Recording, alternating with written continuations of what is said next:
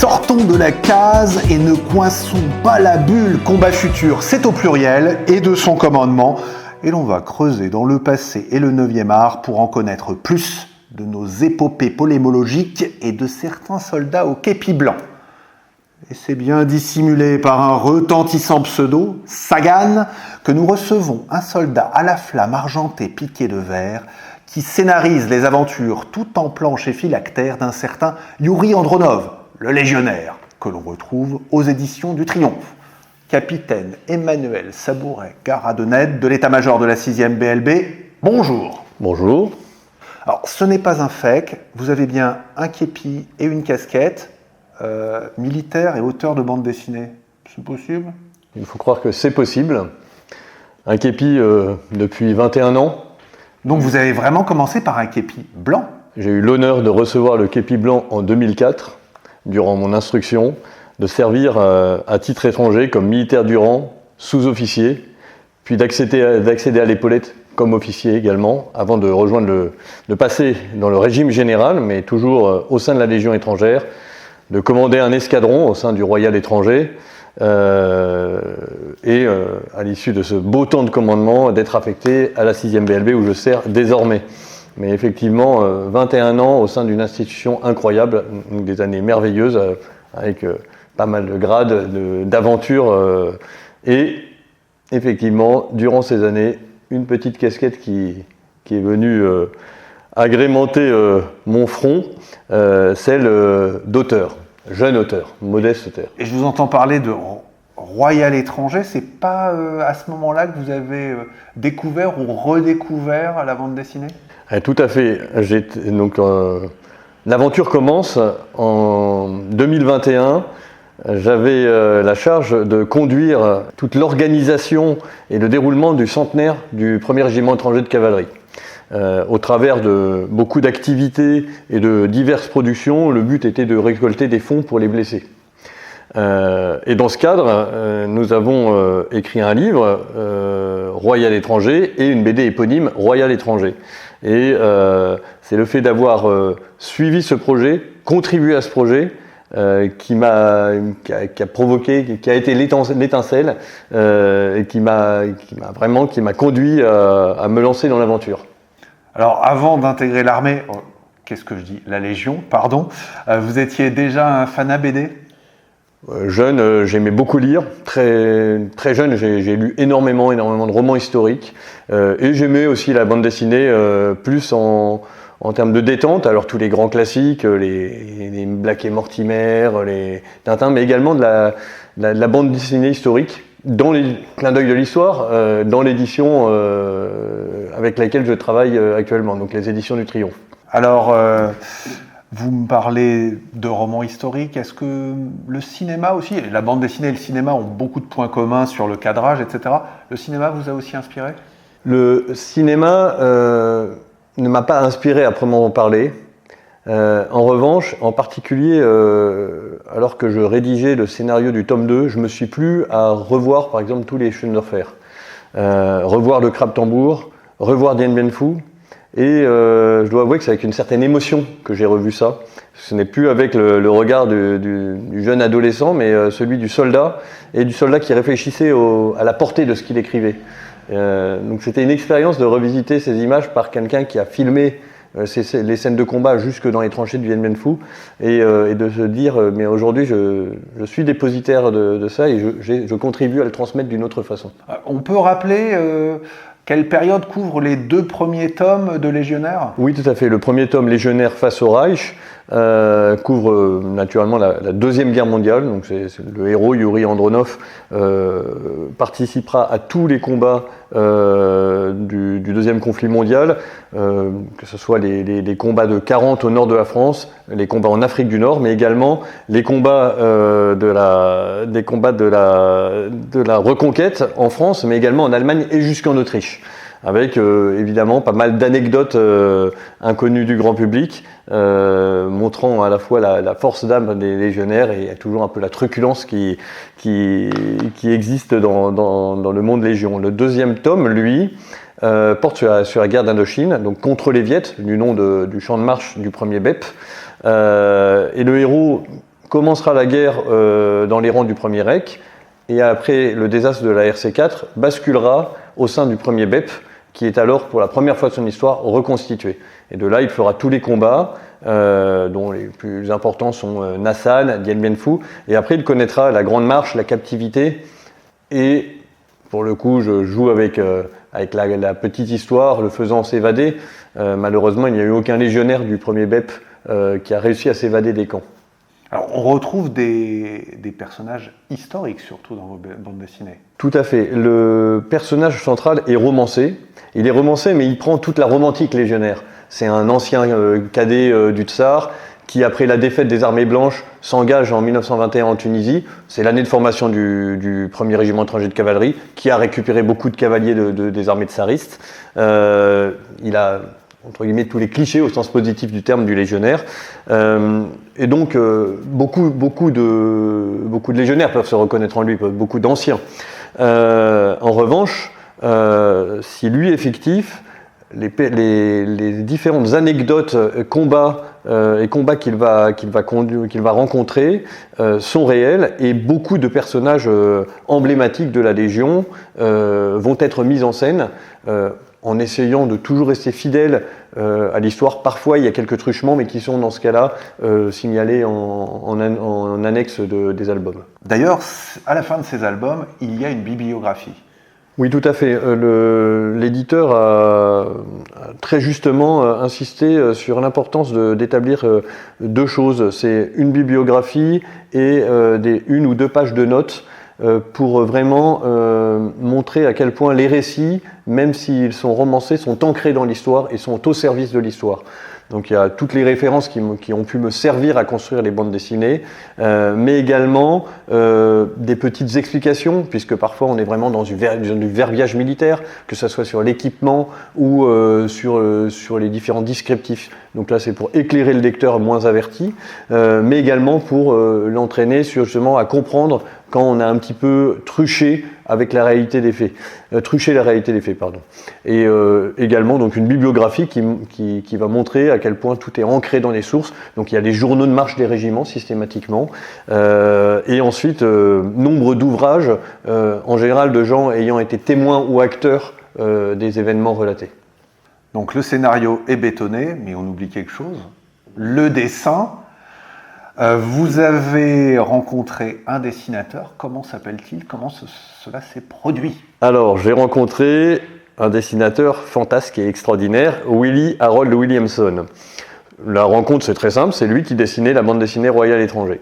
Un très bel album, mais à la fin de cet album, on s'est dit justement, c'est très précieux, c'est étayé, c'est de l'histoire dessinée, c'est très bien.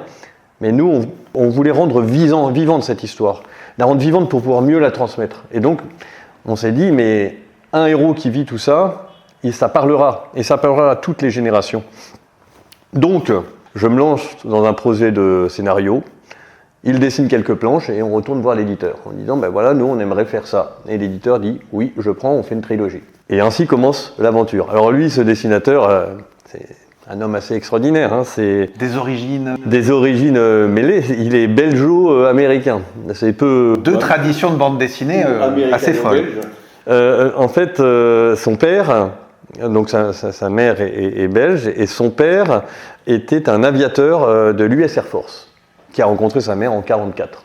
De là, il a toujours une appétence pour tout ce qui était militaire.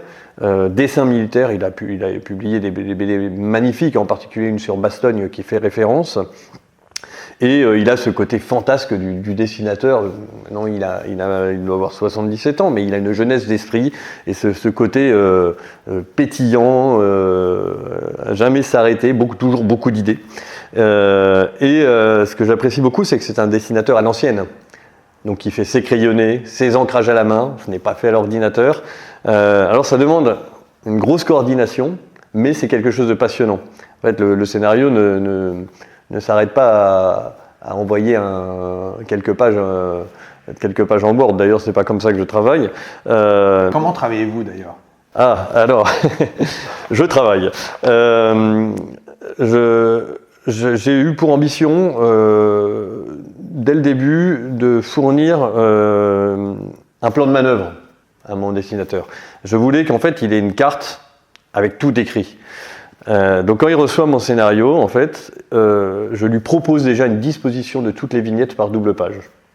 Les vignettes dans lesquelles sont insérés le texte, les éléments également descriptifs qui figureront dans un BD, et la description de chaque vignette, avec les premiers plans, les deuxièmes plans, les troisièmes plans. Évidemment, tout ça, ça a été précédé par un gros travail où pendant plusieurs mois, je vais lire, noter, faire une synthèse de tout ce que je note, et après, ce qui est très dur, c'est choisir ce que je vais retrancher pour pouvoir arriver à la fin à 44 planches dessinées, ce qui est rien. Et malheureusement, on a envie de dire mais foultitude de choses, de transmettre toutes ces anecdotes, de transmettre toutes ces vérités oubliées, et il faut retrancher, et apprendre dans le moins de mots possible à faire dire le plus de choses possible.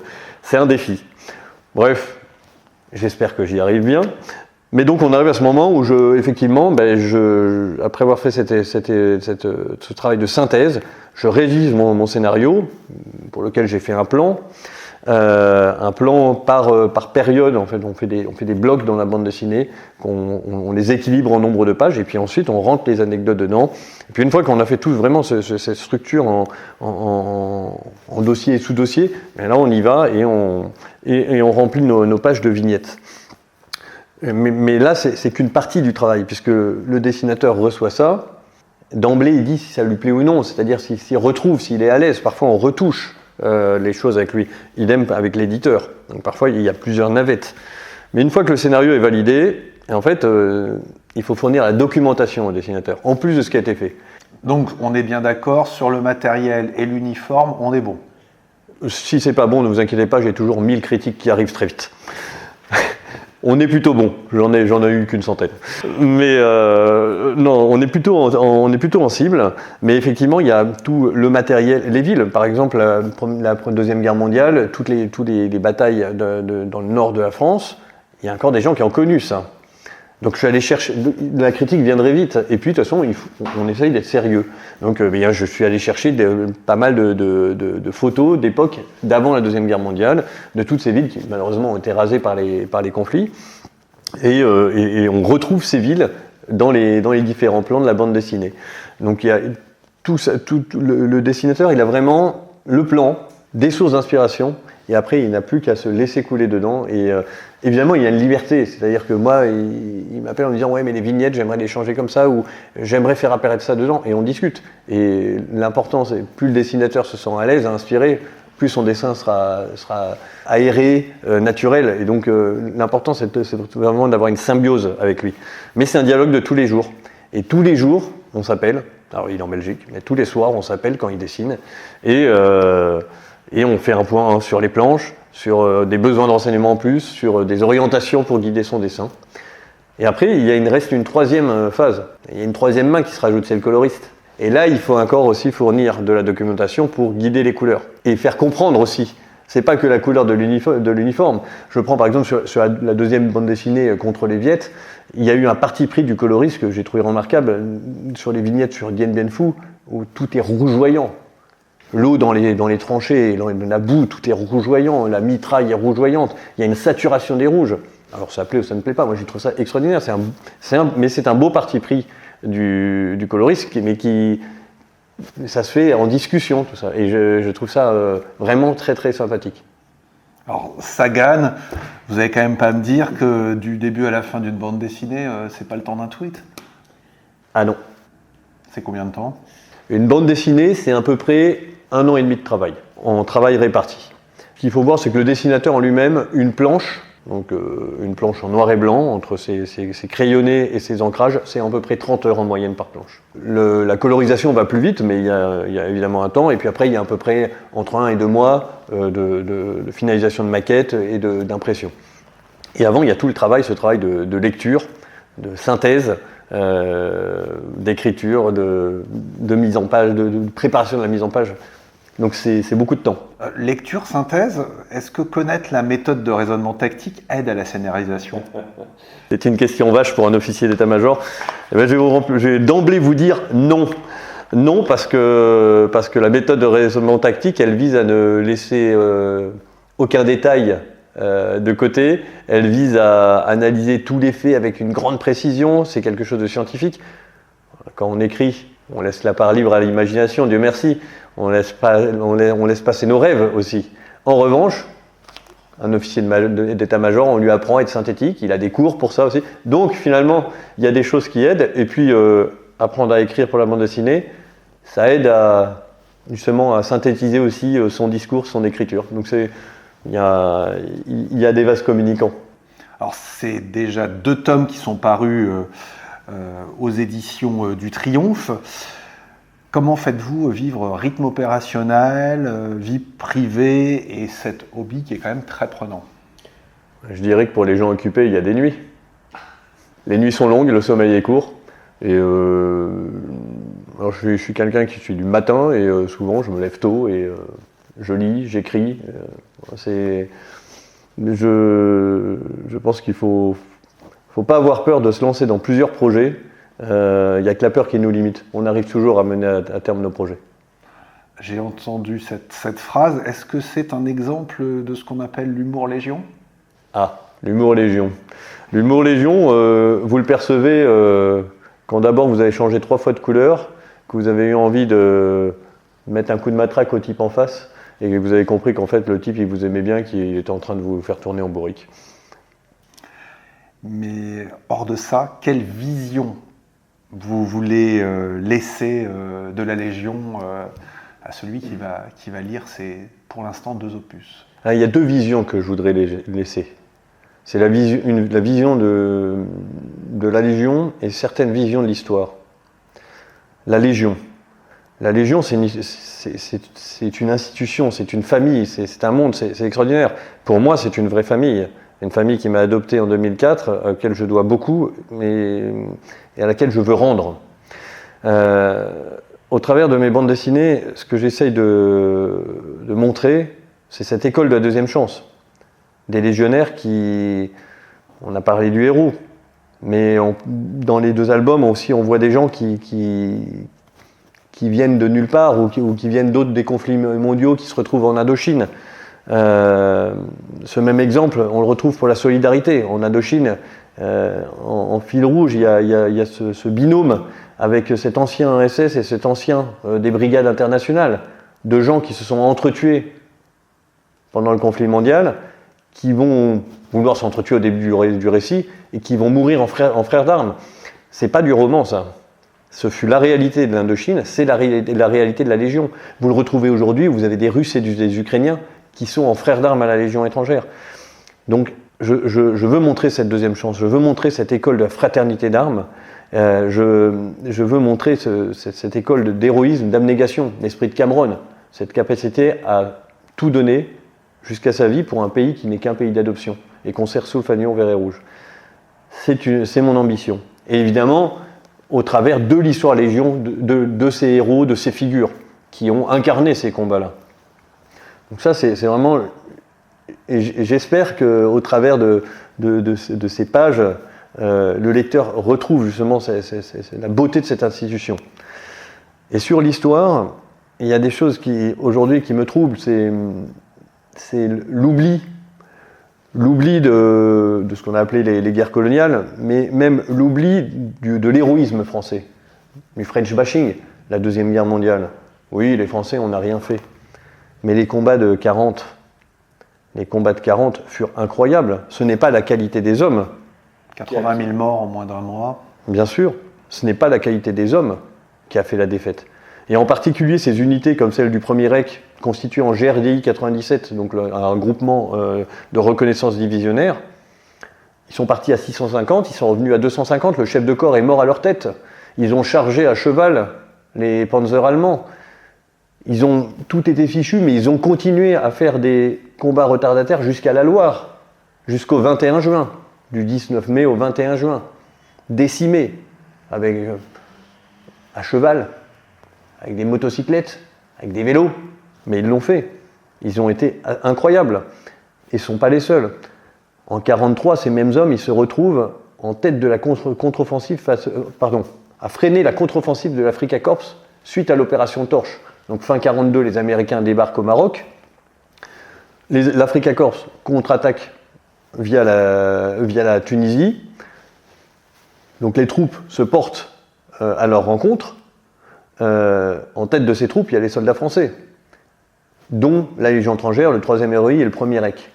Et ces combats se passent à l'entrée de la plaine d'Ousseltia, sur un col qui s'appelle Foumel Gouafel. Ils sont encore avec les équipements français de 40. En face, ce sont les Panzers de l'Afrika Korps. Il y a du Tigre, il y a les Italiens aussi. Ils vont, avec des mitrailleuses, arrêter les Tigres. Des mitrailleuses et des grenades. Ils vont se faire décimer. Mais ça va permettre ensuite au corps d'armée Montgomery de contre-attaquer et de reprendre toute la plaine d'Ousseltia. Et en 1944, débarquement de Provence. Alors certes, au début, il n'y a pas beaucoup de combats. Mais dès qu'ils passent Grenoble, toute la vallée qui mène jusqu'à l'Alsace, des combats furieux. À l'Alsace, la libération de Colmar, et puis ensuite toute la campagne d'Allemagne, toute la campagne jusqu'en Autriche. Ils vont aller jusqu'en Autriche, les légionnaires. C'est pas anodin tout ça, et c'est oublié. Et sur la période d'Indochine, on oublie ce sacrifice. Et on oublie plusieurs choses. On oublie que le premier BEP dont je parle a été décimé 2 fois. La première fois sur la RC4, la deuxième fois à Dien Bien Phu. On oublie les camps de prisonniers. Personne ne parle plus aujourd'hui. Déjà, il y a eu la marche vers la mort, où tous les blessés ont été laissés sur le bord par les commissaires politiques, sont morts dans la jungle, abandonnés. Toutes les personnes qui essayaient de s'enfuir et qui se faisaient rattraper se faisaient pendre ou fusiller devant leurs camarades. Et quand ils sont arrivés, en 4 mois, il y a eu 70% de pertes. En 4 mois, il y a eu 70% de pertes. C'est une des rares choses que j'ai notées avant de venir, c'est qu'on a estimé que sur la guerre d'Indochine, donc je prends large, de 1945 à 1954, il y a eu 40 000 prisonniers, dont 15 000 autochtones, 15 000 Vietnamiens qui se sentaient français, qui se battaient pour nous. Sur ces 40 000, il y en a eu 10 000 à peu près à Dien Bien Phu. On en a revu combien ? Moins de 10 000, 7 000 je crois. Et sur ceux qui ont été capturés à Dien Bien Phu, en 4 mois, 70%. Donc sur 10 000, 70% qui sont morts dans des conditions horribles. Ça ne peut pas être oublié. Aujourd'hui, on n'en parle plus. Ça ne peut pas être oublié. Ces gens-là, ils ont fait ça, ils se battaient pour la France. On n'a pas le droit de les oublier. C'est cette histoire aussi que je veux... Cette histoire et l'amour. L'amour qu'ils avaient pour cette terre aussi. Parce qu'on ne se bat pas comme ça, à l'autre bout du monde, pour une terre et pour des gens qu'on n'aime pas. Ils étaient persuadés qu'en face, il y avait des gens, que le Viet Minh était nocif. Donc pour l'instant, vous nous avez remémoré avec émotion face au Reich, donc c'est le premier tome, oui. La Seconde Guerre mondiale, contre les Viets, donc la guerre d'Indochine, et je crois qu'un 3e tome, une fin de trilogie est en préparation, et cette fois-ci nous sommes sur d'autres terres, nous sommes en Afrique du Nord. Tout à fait. Donc le 3e tome qui est en cours de dessin. On a un scénario qui est finalisé. Je ne regrette rien. Voilà, tout le monde reconnaîtra la chanson d'Edith Piaf et chant qui est très cher à l'âme du légionnaire. Le héros servira au sein du premier REP. Donc le premier BEP en arrivant en 1955 en Algérie et restructuré très rapidement en premier REP. Il va participer à l'opération Mousquetaire, donc Suez, et ensuite il sera engagé en Algérie. Volontairement, je m'arrêterai en 1958. Je n'évoquerai pas la période du putsch. En soi-même, c'est un sujet dans le sujet et je ne l'aborderai pas. En revanche, les faits d'armes, les liens qui ont tissé et qui ont uni les légionnaires à cette terre et à ces gens, oui, c'est cette page d'héroïsme dans des conditions terribles.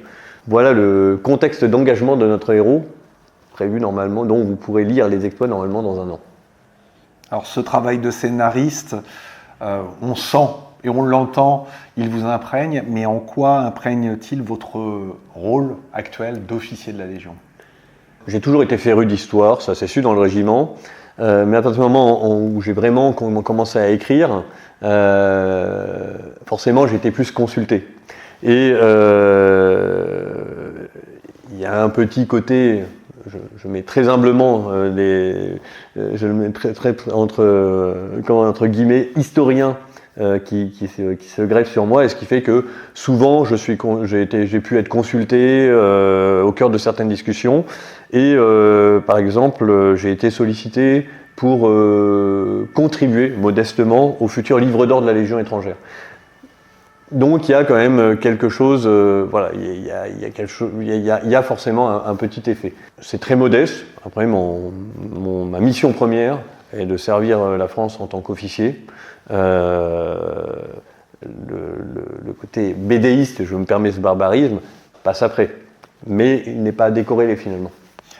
Merci Sagan, ou plus étiquettement capitaine Sabouret Gara de Ned, pour ce nouvel épisode d'une saga qui sait faire de la Légion notre patrie. Retrouvez-la bientôt en trilogie légionnaire aux éditions du Triomphe. Nous ne manquerons pas de cartouches en large bande pour mettre en cible lors de nos prochains épisodes balado diffusés et infusés de combats futurs, de 7 à 77 ans pour le moins. Broché ou cartonné, notre podcast vous salue bien.